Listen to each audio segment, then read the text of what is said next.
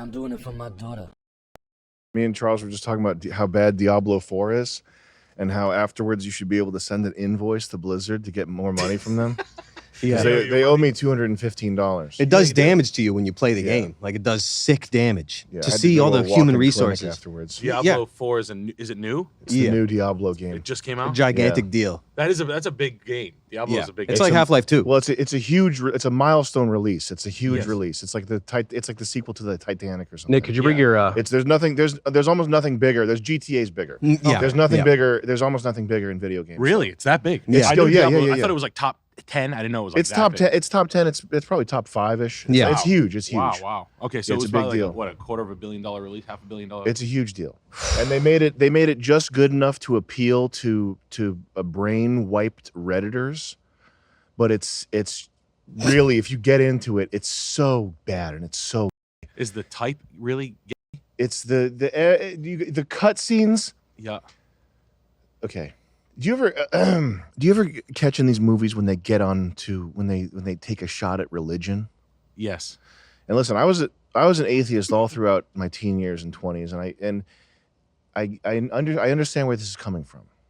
When it's like, it's bad to praise God.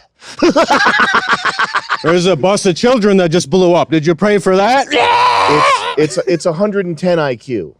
It's like people who are just smart enough to be over the middle, but it's like Marin stuff. Yeah, it's Mark Maron stuff. Chris, can you go to YouTube and type in Diablo 4 cutscenes? It's so pandering, and it's so low effort and low like cleverness. Is the storyline shit? Everything is bad. Well, here's the thing. The storyline in Diablo 1 and 2 is like there's this great source of evil. It's the devil. Yeah. And he's taking over a town and you have to go kill. But there's nothing wrong with that. Like there's nothing wrong with like typical like mainstream fantasy sci-fi, like the tried and true.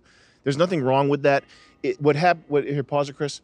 So you take the tried and true, you take the basic and you layer on top of it like aesthetics that are beautiful, and there's nothing like everything's like finely considered, and just there's a way to do it that's like it's fine. Conan the Barbarian is an incredible movie. And it's not. There's nothing fancy about the plot. Yeah. Oh, there's a bad guy in the desert. This is a lizard. So there's nothing. If you take the most basic bones of a plot and apply it to what you're doing, that's not a misstep. That's totally fine. If you dress up the basics, it starts to turn into human resources, putting a team together.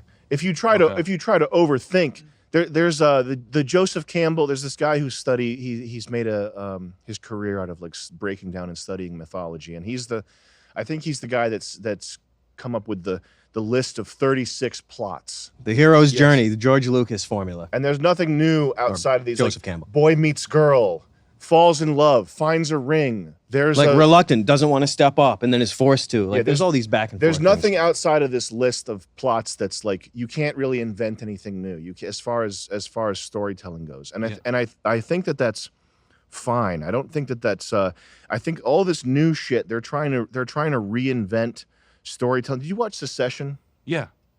There's a new. Good? It's really. I thought it was particular. I thought it was really good. They spent the money. Wow, it's really good. I love this. I love the way it looks. It's not. It's you. You'd be mad at the ending though, because the new thing that they're doing is like misery porn. Yes, and it's the mind of the writer is seeping into the work. Like the Gremlin, Game of Thrones Gremlin. Remember him? The Game of Thrones. Like George R.R. Martin. Like it's like the Gremlin writers. Is that the purple dick guy? I don't know. It's like the guy with the hat and the beard and. The unwashed underwear? Yeah, he's very handsome. Well, I think George R.R. Martin wrote himself into the book as a guy with unwashed underwear and a huge purple. He's quite sexual. It's quite sexual. There were good lines, like Game of Thrones is pretty bad, but there were good lines in the book. Like when there were sex scenes, he would put in stuff like her became the world. Yeah. And I'm like, whoa. That's I was like, classic George, yo, George. Whoa. He's doing it right. I'm thinking of like that. That's the guy with like that looks like Chef Boyardee. Yeah. Yeah. He's talking about having a purple Like, I'm just thinking about him, like, They invert everything. Like, make the good guys bad, make the bad guys good, make the suffering good, make the joy the suffering. Like, it's just that's how it works. The way you get a gig as a writer now is by being you first of all have to have something aberrant about your character. You have to be bisexual or mixed race or something, and it's like the people who survive in these hierarchies, like Netflix, are the people who are the most like weaselly and geared towards gossip and petty, like the people who can navigate to the top of a petty hierarchy. Would you call it blue sky, fair range pseudo psychology that has a new pool and five new sort of like personalities that have come about in the last 10 years? Yeah. And it's using these new, like, I'm a sociopath. It's the personalities that grow in these petri dishes, like New York City, basically. The people that have come up and they're petty enough, and they have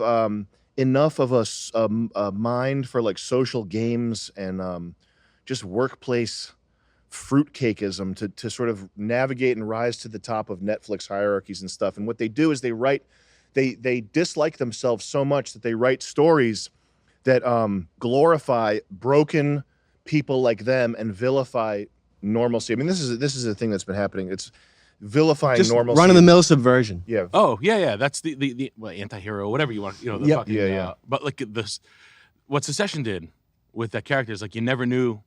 For the average consumer, the mayonnaise brain me was like, I don't know if I like him or it's this real. So you're teetering on like madness, and they do it a pretty good. They're like they're grinding. Well, they're like Secession was actually great. There's only one problem. So the characters in Secession, they're like, they're deep. They have positives and negatives. They're very human, and they're also like, I think they did a really good job of figuring out like what people in that position are like people who are just like, guy at the top of a hierarchy of a business type thing. And we have our own idea of what that would be like. But I think that they had an accurate kind of like Kendall, and the characters are good. Here's the thing though. At the end, the thing that should happen is like the redemption of Kendall.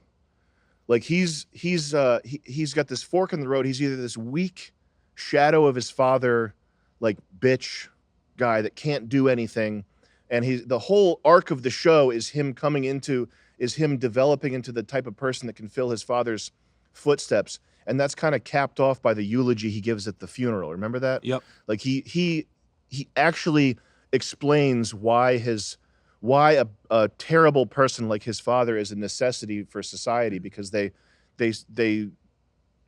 are able to pilot this huge machine that makes modern life possible for people, right? So it's he in the eulogy he explains why the arc that his character's developing into is a good thing, even though it has so much darkness and so many negatives to it.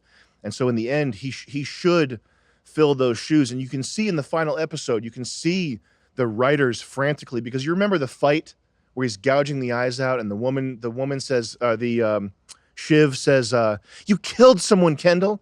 Like, didn't that feel so forced? You remember that? Yeah, that was at the end season when he was in they were in France or something like that. He was sitting on the ground, and they were like the brother sister come together. So at the end, the whole this is let's explain to the viewers here.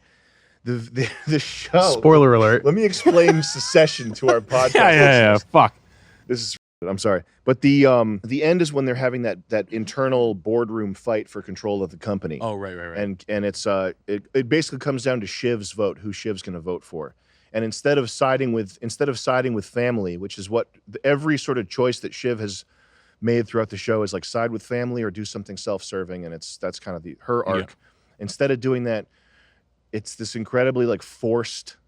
Right, it feels like someone gave us 10 minutes to write a show. You got 15 minutes, write a show. All right, go. Shiv's going to leave with Tom Wamsgans. Yeah. You like tossing in a flashbang, a grenade at the end, nullifying the whole ruining the whole thing. Ruining the whole thing. That sounds like a good show. Yeah. But it was good until the end, though, so I'll take you guys' word for it. Throughout the plot, they keep you guessing as to like the morality and the character and everything, which is fine, but eventually that has to end. If you're going to end the show, if they're going to go 20 more seasons, then whatever, you can keep binge watching it. But if you're going to end the show, you eventually need to resolve who these people are. And at the end, they resolved it by giving basically a fuck you to the viewers. Yep. These people aren't. There's nothing redeeming about them. Fuck you. They're all. So are you. But they could have ended the show with a very elegant, like there's redemption for selfish evil people, and there's good that's worth fighting for. They could have ended it like that very easily. Yeah, that's where it was headed. But they want to kick the capitalist head in the dirt. Yeah, they want to end with like, look at they piddled around. And they fucking made. But Diablo 4, they didn't even hire writers that were good enough to do that, man. No way. They hired writers straight off of Reddit. Yeah. r// fucking Rick and Morty's where they found their motherfucking I guess writers. it was an oversight. They by mistake didn't hire good writers.